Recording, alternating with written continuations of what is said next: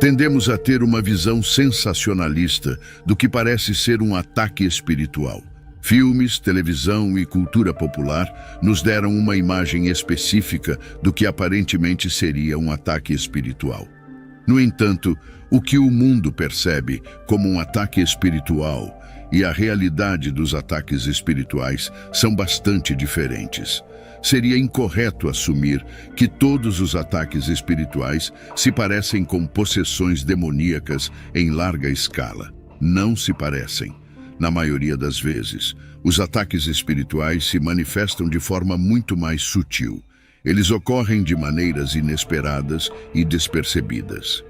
A principal arma do diabo é a decepção, não a agressão. O inimigo quer se esconder nas sombras e se esgueirar na escuridão. Ele nunca vai se manifestar abertamente porque quer que você lhe dê acesso total sem perceber. Se ele mostrasse sua verdadeira natureza e intenções, todos nós invocaríamos a Deus e repreenderíamos o diabo rapidamente. No entanto, se ele se apresenta como um lobo em pele de cordeiro, se vem na forma de decepções e mentiras, se surge sob o disfarce de mudanças normais na vida, então você não apenas não o suspeitará, mas será incapaz de lutar ou se proteger contra ele. Você não pode lutar contra algo que não sabe que está lá. Agora, quero alertar você sobre alguns sinais a serem observados quando estiver sob ataque espiritual. Se conhecer os sinais, poderá detectar os ataques e lutar contra eles. Para começar, deixe-me dizer que um sinal de que você pode estar sob ataque espiritual é se o inimigo vier sobre você como uma inundação. Em outras palavras, você está enfrentando problema após problema, uma coisa após outra. Quando parece que você não consegue ter um descanso, como diz o ditado, quando chove é um dilúvio. Conheço pessoas que passaram por situações como perda de emprego, falecimento de um parente, adoecimento de outro parente próximo e, em seguida, sofreram um acidente de carro, tudo em um curto espaço de tempo. Uma coisa após outra, e você parece não conseguir ter um momento de paz. Mas a chave para reconhecer isso como um ataque espiritual está na sua resposta a isso. O objetivo desse modo de ataque é manter você ocupado com o problema e não com a solução, que é Jesus. Ele é projetado para desviar seus olhos de Jesus. Esse tipo de ataque, onde parece que as comportas do inferno se abriram em sua porta, é projetado para afogar você, afogar sua fé e deixá-lo em dúvida. É projetado para desencorajá-lo. Mas em tudo isso, a chave para superar é nunca tirar os olhos de Jesus. Deixe-me dizer por quê. Você se lembra da história de Pedro andando sobre a água? Os discípulos estavam no meio de uma tempestade no mar da Galileia. Mas de repente vem Jesus caminhando em direção a eles. Quando Pedro o vê, pede para se juntar a ele. Jesus concorda. Pedro dá alguns passos na água e está se saindo bem por um tempo. De repente, as ondas começam a subir. Pedro tira os olhos de Jesus, se distrai e começa a afundar. As ondas, os outros discípulos nos barcos, talvez o próprio ego de Pedro, todos serviram como distrações da única coisa que Pedro deveria estar fazendo, que é manter os olhos em Jesus. Do mesmo modo acontece conosco. Devemos manter nossos olhos em Jesus e não em todas as coisas ao nosso redor. Se tivermos esse foco singular, podemos nos proteger contra esse ataque espiritual específico. Então lembre-se disso.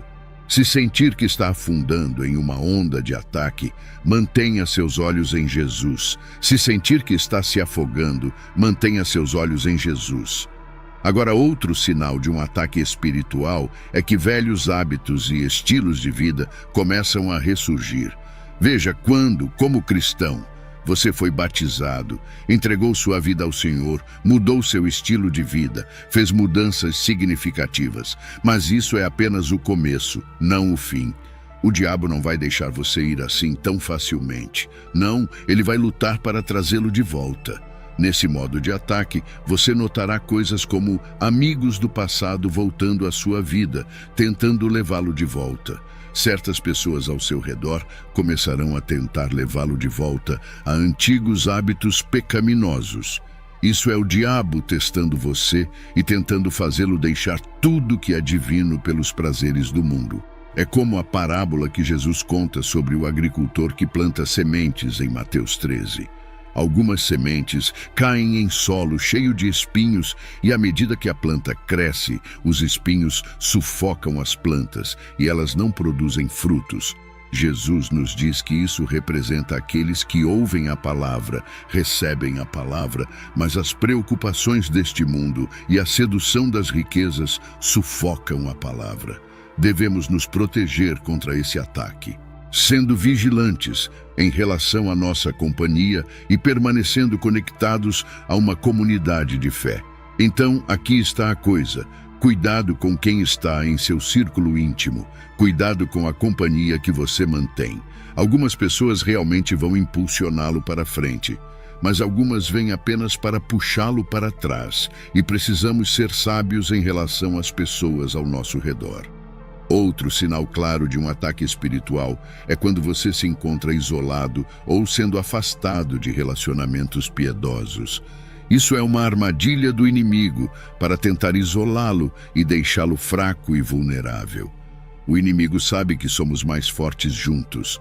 O inimigo sabe que a Bíblia diz em Mateus 18, verso 20, pois onde 2 ou 3 se reúnem em meu nome, ali eu estou no meio deles. Não fomos projetados para passar pela vida cristã ou pela vida em geral sozinhos. Precisamos uns dos outros para sobreviver e ter sucesso. Precisamos uns dos outros como crentes em Cristo para encorajamento. Se o diabo pode nos isolar, ele pode ganhar mais influência sobre nós. A maneira de se proteger contra esse ataque é permanecer vigilante ao manter uma comunidade de fé forte e orar para que o Senhor o cerque de pessoas que são fortes na fé e têm integridade. O último sinal de um ataque espiritual é que a oração se tornará mais difícil do que o normal. Todos passamos por períodos em que simplesmente não temos vontade de orar ou nos conectar com Deus, ou nossas orações parecem secas e impotentes. No entanto, nunca devemos permitir que chegue ao ponto de realmente parar de orar. Isso ocorre porque a carne e o espírito estão em guerra, e o inimigo não quer que você busque o Senhor. Este é o tipo de temporada em que você deve até lutar mais para jejuar e orar, porque algumas batalhas não serão vencidas apenas com a oração. Como Jesus disse, esta casta não pode sair senão por meio de oração e jejum. No momento em que você se sentir mais desconectado, é hora de intensificar ainda mais. Se mantivermos nossos olhos e ouvidos espirituais atentos a esses sinais, podemos estar prontos, cientes e capazes de repelir todo o ataque espiritual do inimigo.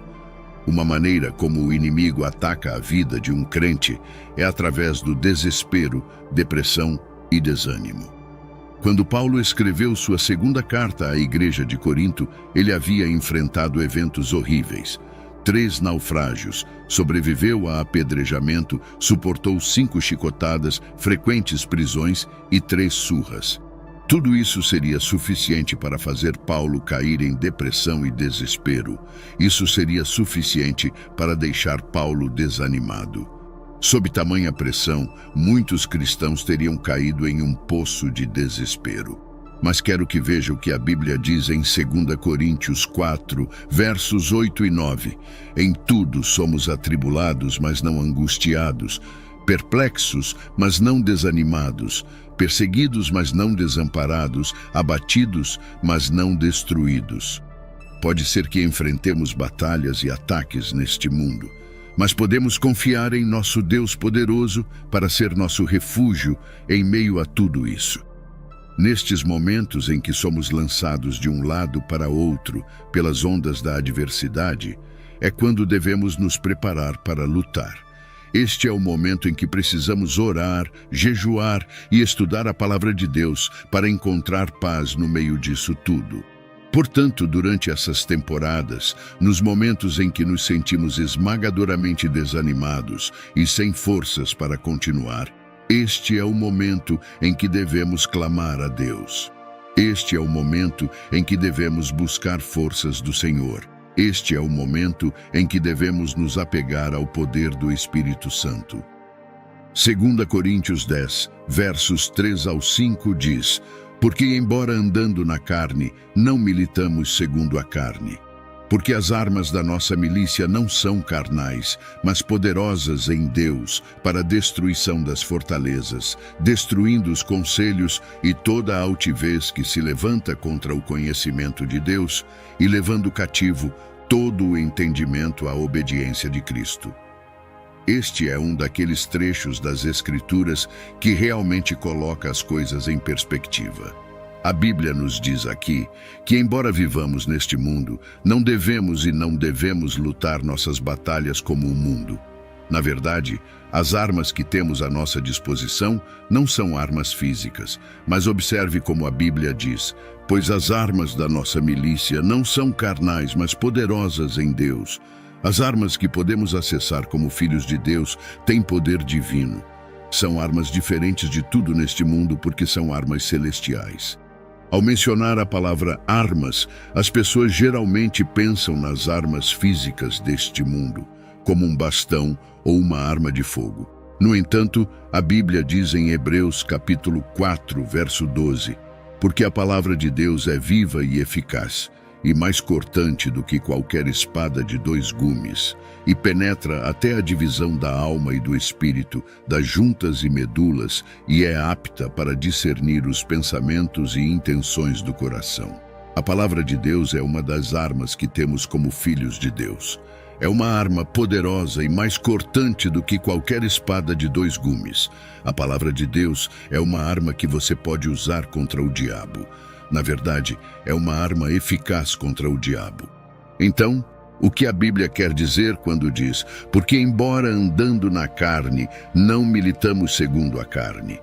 Como crente, você não está lutando contra pessoas. Você não está apenas lutando contra circunstâncias. Não, você está lutando contra o espírito por trás da pessoa, o diabo por trás da situação. Pois não temos luta contra carne e sangue, mas contra principados, contra potestades, contra os príncipes das trevas deste século, contra as hostes espirituais da maldade nos lugares celestiais. Isso é o que a Bíblia diz em Efésios 6, verso 12. Aqui está o que estou incentivando você a fazer hoje.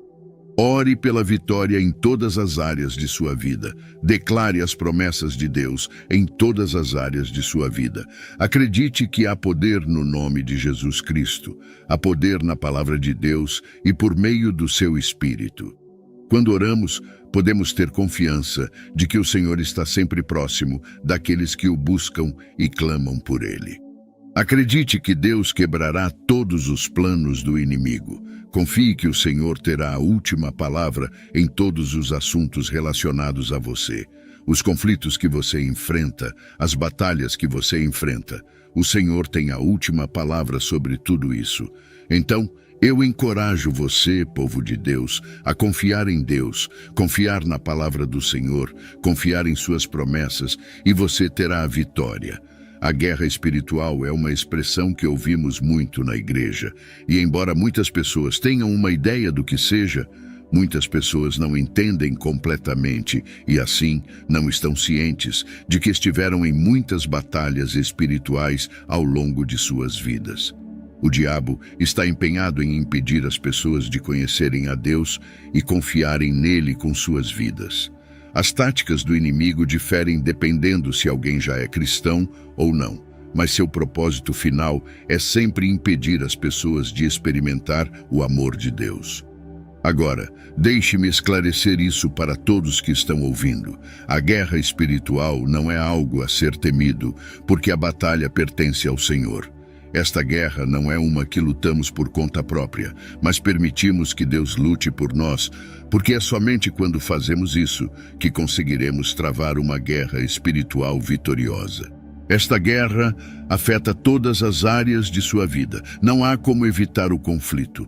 Muitos cristãos nem mesmo sabem que estão em guerra, mas outros podem ver os resultados da batalha em suas vidas porque se tornaram vítimas da guerra espiritual.